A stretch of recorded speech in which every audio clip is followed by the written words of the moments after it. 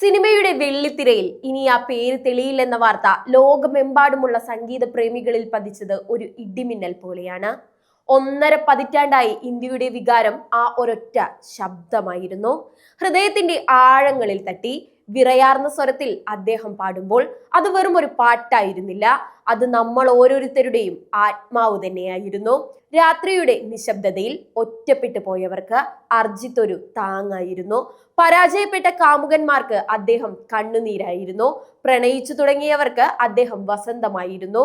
തും ഹി ഹോ മുതൽ തുടങ്ങിയ ആ ജൈത്രയാത്ര 38-ാം വയസ്സിൽ അദ്ദേഹം അവസാനിപ്പിക്കുമ്പോൾ നഷ്ടമാകുന്നത് ഒരു ഗായകനെ മാത്രമല്ല, നമ്മുടെ സങ്കടങ്ങളിലും സന്തോഷങ്ങളിലും കൂട്ടിരുന്ന ഒരു നിഴലിനെ കൂടിയാണ്. സിനിമയുടെ ഗ്ലാമറിൽ നിന്നും കോടികളുടെ പ്രതിഫലത്തിൽ നിന്നും സ്വമേധയാ പടിയിറങ്ങാൻ വലിയൊരു ചങ്കൂറ്റം വേണം. പിന്നീട് ഗാനരംഗത്തെ തന്റെ ജീവിതത്തെ മനോഹരമായ ഒരു ഘട്ടം എന്ന് വിശേഷിപ്പിച്ചുകൊണ്ടാണ് അർജിത്ത് പടിയിറങ്ങുന്നത്. എന്നാൽ സംഗീതം അവസാനിക്കുന്നില്ല. ഇതൊരു വിടവാങ്ങലുമല്ല, മറിച്ച് ഒരു മാറ്റമാണ്. ഒരു ഇൻഡിപെൻഡന്റ് ആർട്ടിസ്റ്റ് എന്ന നിലയിൽ കൂടുതൽ പഠിക്കാനും സ്വന്തം ഈണങ്ങൾ സൃഷ്ടിക്കാനും അദ്ദേഹം ആഗ്രഹിക്കുന്നു. ഇന്ത്യ മ്യൂസിക്കിന്റെ വിശാലമായ ആകാശത്തേക്ക് തന്റെ ആത്മാവിനെ തൊടുന്ന സ്വതന്ത്ര സംഗീതത്തിനായി അദ്ദേഹം ചേക്കേറുകയാണ്.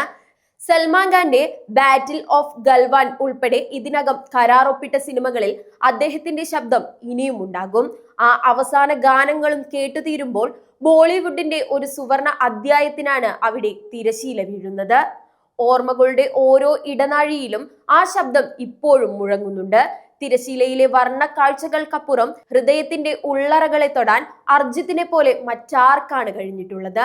പ്രശസ്തിയുടെ കൊടുമുടിയിൽ നിൽക്കുമ്പോഴും ലളിതമായ വസ്ത്രം ധരിച്ച് ഗിറ്റാറും തോളിലേറ്റി നടന്നുപോയ ആ മനുഷ്യൻ ഇന്ന് ബോളിവുഡിന്റെ ചട്ടക്കൂടുകളിൽ നിന്ന് പുറത്തേക്ക് നടക്കുകയാണ്. ഒരുപക്ഷെ പാതി വഴിയിൽ മുറിഞ്ഞുപോയ ഒരു രാഗം പോലെ ഈ വാർത്ത നമ്മെ നോവിച്ചേക്കാം. പക്ഷെ ആ ചങ്കൂറ്റത്തിന് മുന്നിൽ നമ്മൾ നമിച്ചേ മതിയാകൂ. സിനിമയുടെ കമ്പോള താല്പര്യങ്ങളില്ലാത്ത ആത്മാവിൽ നിന്ന് നേരിട്ടൊഴുകുന്ന സംഗീതം ഇനിയുള്ള ദിവസങ്ങളിൽ നമുക്ക് പ്രതീക്ഷിക്കാം. വെള്ളിത്തിരയിലെ അർജിത്ത് സിംഗ് അവസാനിക്കുന്നുണ്ടാകാം, എന്നാൽ സംഗീതത്തിന്റെ അനന്തമായ ആകാശത്ത് അയാൾ ഒരു ധ്രുവ നക്ഷത്രമായി എന്നും തിളങ്ങും. സിനിമയ്ക്ക് വേണ്ടി പാടുന്നത് അയാൾ നിർത്തി എന്നതിനർത്ഥം നമുക്ക് വേണ്ടി അയാൾ പാടുന്നില്ല എന്നല്ല, മറിച്ച് കൂടുതൽ മനോഹരമായി അയാൾ നമ്മളിലേക്ക് പെയ്തിറങ്ങാൻ പോകുന്നു എന്നാണ്. വിടവാങ്ങുന്നത് വെറുമൊരു ഗായകനല്ല, ഒരു വികാരമാണ്. ആ വികാരം ഇനി വെള്ളിത്തിരയുടെ അതിരുകൾ ഭേദിച്ച് സ്വതന്ത്ര സംഗീതത്തിന്റെ ആകാശത്ത് ഒരു പ്രണയമഴയായി പെയ്തിറങ്ങും.